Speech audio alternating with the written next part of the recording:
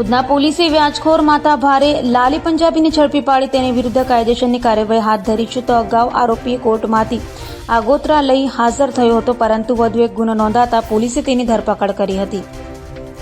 સુરત પોલીસે વ્યાજખોરો સામે લાખ કરી છે. ત્યારે ઉધના વિસ્તારના માથાભારે વ્યાજખોર લાલી પંજાબી વિરુદ્ધ ઉધના પોલીસ મથકમાં ફરિયાદ નોંધાતા લાલી પંજાબી ભાગી છૂટ્યો હતો. જ્યારે પોલીસે તેની ઓફિસની તપાસ કરતા ડાયરીઓ સહિત ચેક મળી આવ્યા હતા.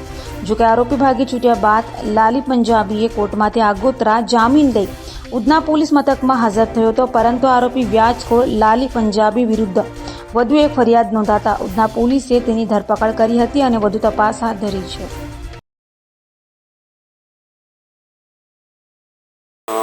સુરત શહેરમાં અમારા સીપી સાહેબની સૂચનાથી તમામ જગ્યાએ જે લોકો વ્યાજંકવાદીઓ તરીકે લોકો પાસે ખૂબ જ ઊંચા રેટમાં વ્યાજ વસૂલે છે, શોષણ કરે છે, આ પ્રકારના લોકો વિરુદ્ધ એક ખાસ ઝુંબેશ ચલાવવામાં આવી રહેલ છે. હાલમાં અમારા ડીજી સાહેબ તરફથી પણ સમગ્ર સ્ટેટમાં વ્યાજ બાબતની જે પણ આ પ્રકારની ફરિયાદ હોય તે અનુસંધાને એક ડ્રાઈવ પણ ચાલી રહેલ છે. જે બાબતને લઈને થોડા સમય પહેલાં ઉધનાના ભાઠેના એસએમસી હોલ ખાતે એક લોક દરબાર રાખવામાં આવ્યો હતો. આ લોક દરબારમાં વિસ્તારના તમામ લોકો આવી અને પોતાની આ પ્રકારની કોઈ પણ રજૂઆત અથવા ફરિયાદ હોય એ જણાવતા હતા. આ દરમિયાન એક ફરિયાદી બેને આવીને પોલીસને જણાવેલું હતું કે તેમની પાસે એક વ્યક્તિ છે જે ધર્મેશ હંજરા કરીને છે. એમને ખૂબ જ ઊંચા વ્યાજ દરે પૈસા આપ્યા હતા અને એમનું સમગ્ર રીતના એમનું આર્થિક શોષણ કરી રહ્યો હતો. જે બાબતને લઈને પોલીસે ફરિયાદ નોંધી હતી.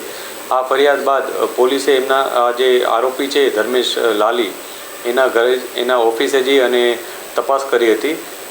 ઓફિસના જે ડોક્યુમેન્ટ્સ મળ્યા એમાંથી પોલીસને 57 અલગ અલગ કોરા ચેક, 15 એક્સિસની ચેકબુક, આ ઉપરાંત એક પ્રોમિસનરી નોટ, બીજી અન્ય ડાયરીઓ અને અન્ય ડોક્યુમેન્ટ્સ મળ્યા હતા. જેના આધારે અમે વધુ તપાસ હાથ ધરી હતી.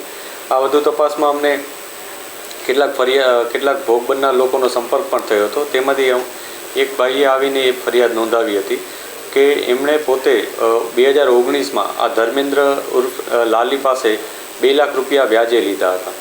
2 લાખ રૂપિયા વ્યાજે લીધા એમાં પહેલા જ દિવસે જ્યારે પૈસા આપ્યા વ્યાજે ત્યારે 24,000 રૂપિયા કટ કરી નાખ્યા હતા અને 1,74,000 રૂપિયા એને આપ્યા હતા. અને દર મહિનાનો 24,000નો હપ્તો એ પ્રમાણે નક્કી કરવામાં આવ્યું હતું. જેમાં 1,68,000 જેટલી રકમ આ જે ભાઈ છે ભોગ બનનાર એણે પરત કરી હતી. અને તે છતાં જે આ ધર્મેન્દ્ર લાલી છે એ વધુમાં વધુ માંગણી કરતો હતો. આ માટેના કેટલાક રેકોર્ડિંગ્સ પણ પોલીસને મળ્યા છે કે જેમાં અતિશય ગંદી ભાષામાં અને અતિશય ખરાબ અપશબ્દો વાપરી અને એણે આ પૈસાની ઉઘરાણી કરેલી છે. જેમાં એણે બીજી અન્ય ધમકીઓ પણ જે ભોગ બનનાર છે એને આપી છે. આ બાબતમાં વધુ તપાસ કરતાં જાણવા મળ્યું છે કે જે ફરિયાદી છે એણે આની ધમકીથી ડરીને અને અત્યાર સુધી કુલ 5,15,000 રૂપિયા 2 લાખની સામે આપી દીધા છે. અને તે છતાં જે આ આરોપી વ્યક્તિ છે ધર્મેન્દ્ર લાલી એ ફરિયાદી પાસે બીજા 3 લાખ રૂપિયા માંગે છે અને એમ કરતાં એને ધમકી પણ આપે છે કે જો તું મને આ 3 લાખ નહીં આપ તો હું તારા નામનો 15 લાખનો ચેક, જે કોરો ચેક છે એ 15 લાખ લખી અને કોર્ટમાં ચેક રિટર્નનો દાવો કરીશ અને એ રીતના ફસાવી દઈશ. આ ઉપરાંત એને મારવાની ધમકી, એને ગંદી ગાળો બોલીને અપમાનિત કરવાનો આ તમામ પુરાવા પોલીસ પાસે છે.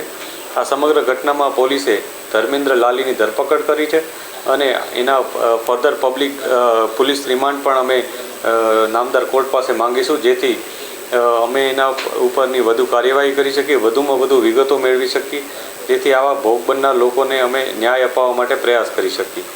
આ સાથે સાથે અમારે તમામ લોકોને પણ અપીલ છે કે આવા કોઈ પણ વ્યાજંકવાદી હોય એના વિરુદ્ધ કોઈ પણ પ્રકારની તમારી રજૂઆત હોય તો અવશ્ય પોલીસ પાસે આવો. અમે તમારી જે રજૂઆત હશે, જે પુરાવા હશે એના આધારે ચોક્કસ કાર્યવાહી કરીશું. ખાસ કરીને આ કિસ્સામાં કે જેમાં 57 ચેક મળ્યા છે પોલીસને, એ ચેક બાબતમાં પણ તમામ જે ચેક આપેલા છે ભોગ બનનાર લોકો છે એમની અમારી વિનંતી છે કે આપ પોલીસ પાસે આવો, પોતાની કોઈ પણ જાતની ચિંતા વગર અને નિર્ભીક રીતના પોલીસ પાસે આવો અને પોતાની કોઈ પણ રજૂઆત હોય પોલીસને કરો, જેમાં પણ અમારી પાસે પુરાવા મળશે અને કાયદેસર કાર્યવાહી કરી શકશું એમાં ચોક્કસથી અમે સખ્તમાં સખ્ત કાર્યવાહી થાય અને લોકોને ન્યાય મળે એ બાબતનો પ્રયાસ કરીશું.